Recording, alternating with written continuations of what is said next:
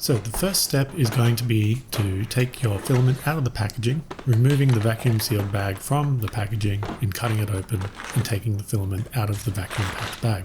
And it should look something like this. And also the newer Creality filament should have an RFID tag on the spool. I'll show you how to use this tag later on for automatic filament loading on the Creality Hi. Because we are using a single filament in this case, we are going to use the top spool holder, put the filament spool on the holder, and then feed the filament from the underside of the roll into the filament tube. Then on the control screen, you'll want to go to the settings and the material and hit the extrude. You'll then see that it goes through a few steps of heating up the nozzle and feeding the filament. So once it starts to feed the filament, you want to try to feed the filament through the tube until you feel it can grab onto the filament and it will start extruding. It'll extrude for maybe 30 seconds or so, and then it will purge any old filament in case there's been a color change, and then it should be ready to print.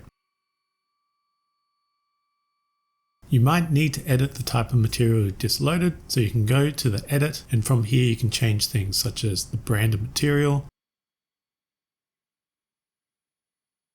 the type of material, and of course the color. So apply the settings for the filament you just loaded, push OK, and then push OK in the top right corner to confirm. Now to remove a filament, we hit the extract button. And I'm going to do this because I want to show you how to use the RFID tag for automatic filament loading. When you push extrude, it'll start going through the steps again of heating up the nozzle and a few other steps. It's at this point you want to push on the side cutter of the hot end and the top cutter of the hot end. After pushing those two levers, you want to grab the end of the filament and start pulling it out. Once you can feel it pull out, just keep pulling it out and roll it back onto the spool.